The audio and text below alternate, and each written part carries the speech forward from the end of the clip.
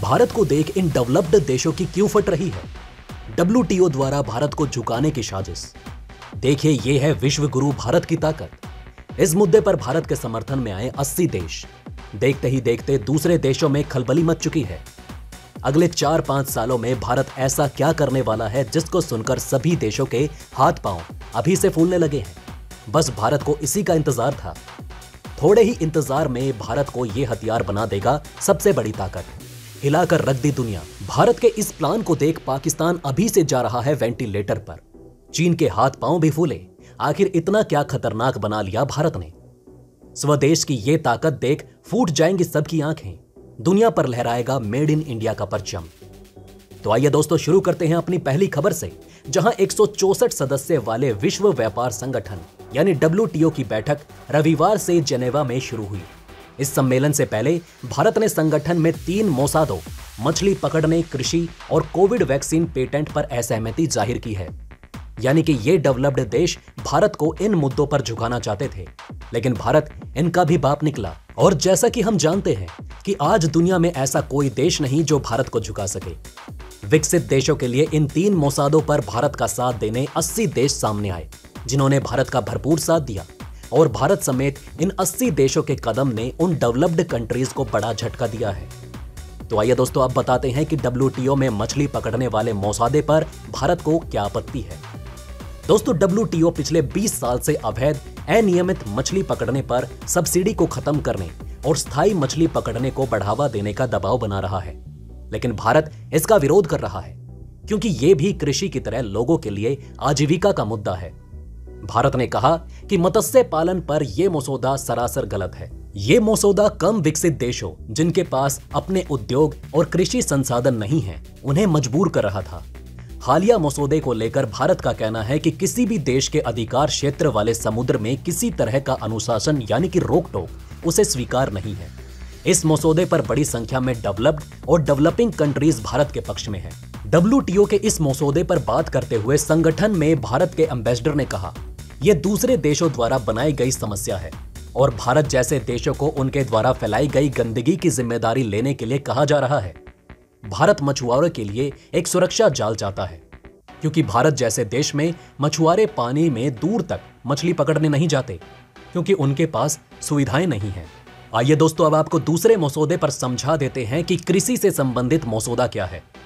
दोस्तों, रूस यूक्रेन युद्ध के कारण दुनिया भर में खाने पीने की कमी हो चुकी है। ऐसी स्थिति में कृषि डब्ल्यूटीओ में एक बड़ा मुद्दा होने जा रहा है। भारत कृषि से संबंधित मसौदे पर इसलिए आपत्ति जता रहा है क्योंकि यह खाद्य सुरक्षा सुनिश्चित करने के लिए गरीबों को दी जा रही सब्सिडी को कम करने की बात करता है।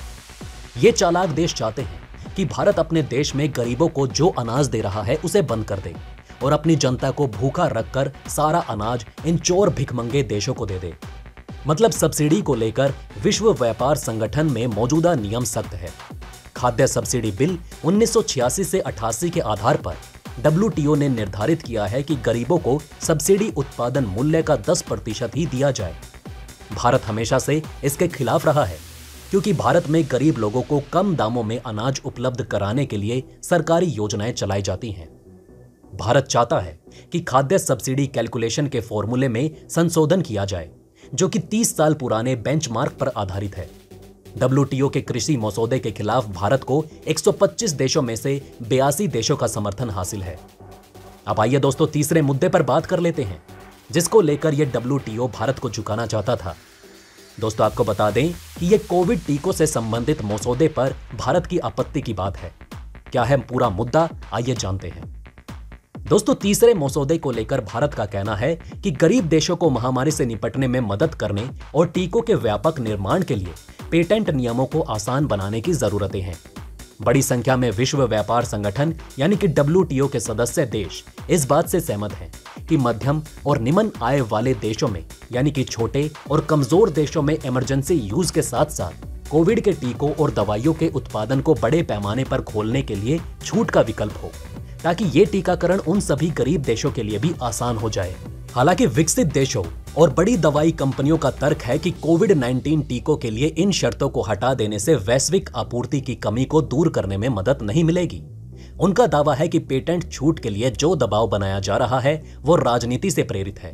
यानी भारत राजनीति के लिए ये सब कुछ कर रहा है। और इसका मतलब ये नहीं कि सभी देश सुरक्षित और प्रभावी टीके बना सकते हैं।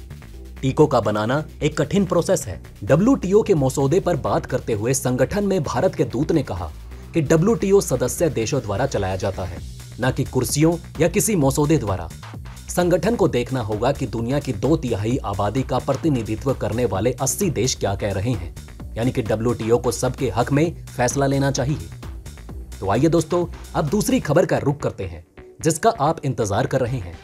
तो दोस्तों, भारत का स्वदेशी अभियान हाइपरसोनिक मिसाइल तक पहुंच गया है। वो कैसे, आइए देखते हैं इस खास रिपोर्ट में। दोस्तों, भारत के पास अगले 5 से 6 सालों में वो हथियार होगा जो किसी भी देश को खौफजदा करने के लिए काफी है। चीन और पाकिस्तान का भारत के साथ लंबे वक्त से विवाद चल रहा है। इस वजह से भारत खुद की रक्षा क्षमताओं को तेजी से बढ़ा रहा है। अब भारत रूस defence joint venture BrahMos aerospace ने दावा किया है कि वो हाइपरसोनिक मिसाइल बनाने में सक्षम है। आने वाले 5 से 6 सालों में भारत के पास अपनी हाइपरसोनिक मिसाइल होगी।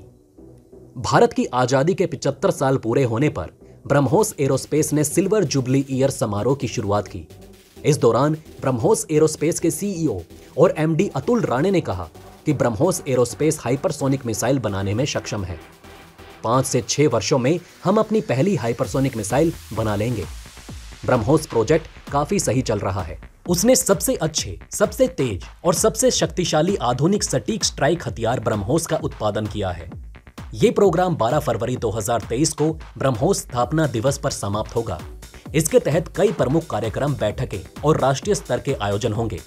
वहीं ब्रह्मोस एरोस्पेस को उत्तर प्रदेश में 300 करोड़ रुपए के शुरुआती निवेश के साथ नए मैन्युफैक्चरिंग सेंटर की स्थापना के लिए लगभग 80 हेक्टेयर भूमि प्राप्त हुई है। कंपनी की योजना 2024 के मध्य तक नई सुविधा के लिए सभी निर्माण संबंधी कार्यों को पूरा करने की है। शुरुआत होने के बाद यह यूनिट हर साल 80 से 100 ब्रह्मोस सिस्टम का उत्पादन करेगी।